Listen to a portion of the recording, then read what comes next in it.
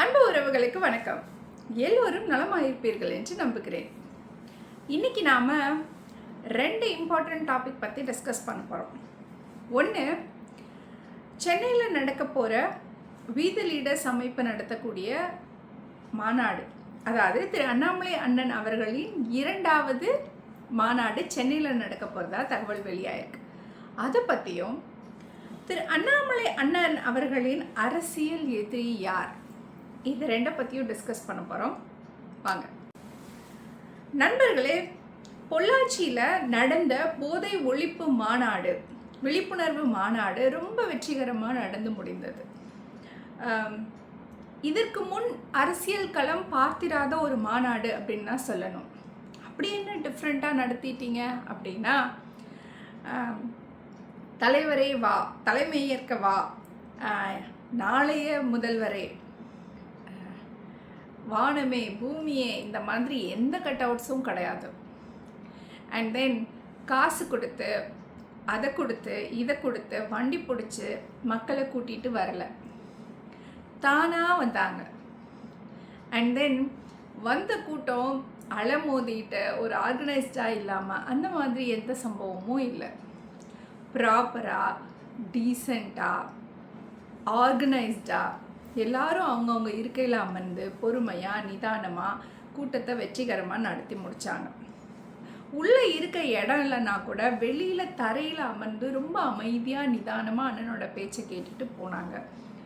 களைஞ்சு போனவங்களை கூட அண்ணன் சொன்னார், கூட்டம் முடிஞ்சு போகும்போது பத்திரமா போகணும், லேட்டாக போனாலும் பரவாயில்ல, ஆனால் நிதானமாக போகணும், சேஃபாக வீட்டுக்கு போயிட்டீங்கன்னு தான் எனக்கு தகவல் வரணும் அப்படின்னு அண்ணன் கேட்டுக்கிட்டார். அதே மாதிரி இறையருளால் எல்லாமே சக்ஸஸ்ஃபுல்லாக நடந்து முடிந்தது. நண்பர்களே, இதே மாதிரி ஒரு மாநாடு, ஏன் இதை விட பிரம்மாண்டமாக அதிக கூட்டத்தோட அதிக ஆர்வத்தோட தலைநகரை நோக்கி மக்கள் படையெடுக்க தான் போகிறாங்க. ஆகஸ்டில் 2வது மாநாடும் சக்ஸஸ்ஃபுல்லாக சென்னையில் நடக்க தான் போகுது. ஸோ இது ஒரு நல்ல செய்தி. வீதி லீடர்ஸ் அமைப்பை சேர்ந்தவங்களாக இருக்கட்டும், அண்ணாமலையை பிடிச்சவங்களுக்காக இருக்கட்டும், பொள்ளாச்சியில் போய் அட்டன் பண்ண முடியல, நிறைய பேருக்கு ஆசை இருக்கும், ஆனால் போயிருக்க வாய்ப்புகள் இல்லாமல் இருந்திருக்கும்.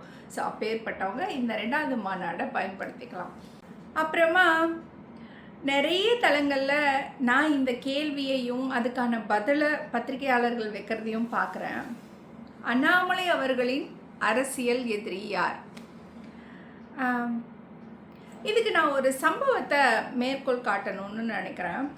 காமராஜர் ஐயா, பெருந்தலைவர் காமராஜர் ஐயா அவர்கள் இப்போது விருதுநகரில் போட்டி போடுறாரு, இல்லை வேறு எந்த தொகுதியிலையாவது போட்டி போடும்போது, போட்டி போடுறார் அப்படின்னு தன்னுடைய ஆதரவாளர்கள் பிரச்சாரம் பண்ணும்போதோ இல்லை வேறு எங்கேயுமோ போட்டி போடுறான்னு சொல்லாத, இந்த தொகுதியில் நிற்கிறார்னு சொல்லு அப்படின்னு சொல்லுவாராம்.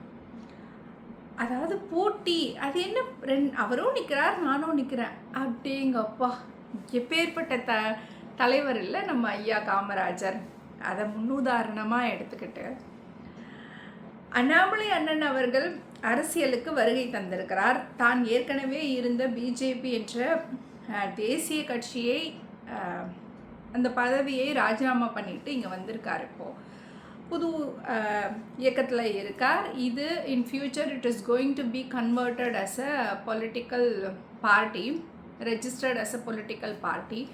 இது ஒரு அரசியல் கட்சியாக மாறப்போகிறதுன்னு நமக்கு எல்லாருக்கும் தெரியும்.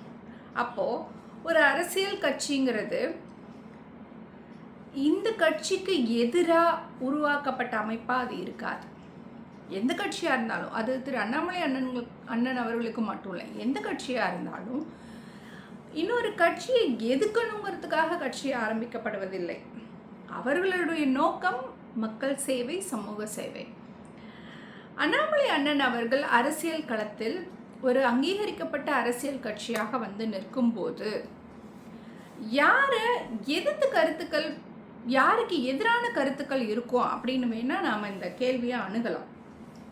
எதிரியாக இல்லை, லெட்ஸே இப்போது ஆளும் கட்சியாக இருக்கிற தாவேகாவை எதிர்ப்பாரா அப்படின்னா, ஒருவேளை அவர்களுடைய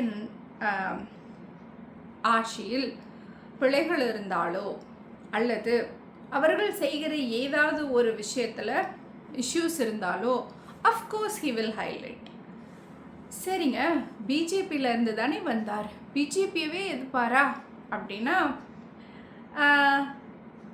பிஜேபியிலேருந்து வந்ததுனால பிஜேபியை விட்டுட்டு மற்ற எல்லா கட்சிகளையும் எதிர்த்து கருத்துக்கள் பதிவிடலாம் அப்படிங்கிறது ஒரு நடுநிலையான அரசியலாக இருக்காது இல்லையா? ஒருவேளை கருத்து வேறுபாடுகள் இருந்தால், அவர்கள் சொல்லுகிற விஷயங்கள் இவர்களுக்கு கருத்து வேறுபாடுகள் இருந்தால், லெட்ஸே மும்மொழி கொள்கையாக இருக்கட்டும், நீட் எக்ஸாம் பற்றின ரிசல்ட்ஸ் இதாக இருக்கட்டும், அண்ணன் வாய்ஸ் அவுட் பண்ணினார். ஸோ லைக்வைஸ் அது கட்சி எதுக்கிறதா இருக்காது. அவர்களுடைய நிலைப்பாடு இவர்களுடைய நிலைப்பாட்டிலிருந்து மாறும்போது அண்ணன் கண்டிப்பாக அதை பதிவு பண்ணுவார். இந்த கட்சி இந்த நடவடிக்கையை எடுத்தது இது சரியோ தப்போ, இவங்க இதை பண்ணிட்டாங்க அப்படிங்கிறதுக்காக அட்ஜஸ்ட் பண்ணிட்டு போகிற பொலிட்டீஷியன் அண்ணாமலை அண்ணன் அவர்கள் கிடையாது. பொதுவெளிக்கு வரும்போது, சமூகத்துக்கான சேவை செய்ய வரும்போது, பிஜேபின்னு பார்க்க முடியாது, டிவிகேன்னு பார்க்க முடியாது, டிஎம்கே ஏடிஎம்கே இப்படி எதுவுமே பார்க்கக்கூடாது, பார்க்க மாட்டாங்க. நடுநிலையோடு தான் சமூக பிரச்சனைகளை அணுகுவார்கள். ஸோ அந்த வகையில் எதிரி என்று யாரும் இருக்க போவதில்லை. ஆனால் எதிர்ப்பாரா எல்லாரையும் என்றால், எல்லோரையும் எதிர்த்து கருத்துக்களை பதிவிடுவார் என்பதில் எந்த டவுட்டும் தேவையில்லைன்னு நான் நம்புகிறேன். ஸோ இந்த தகவல் உங்களுக்கு பயனுள்ளதாக இருக்கும்னு நான் நம்புகிறேன். மற்றும் ஒரு சிறந்த தகவலோடு உங்களை நான் மீண்டும் சந்திக்கிறேன். நன்றி.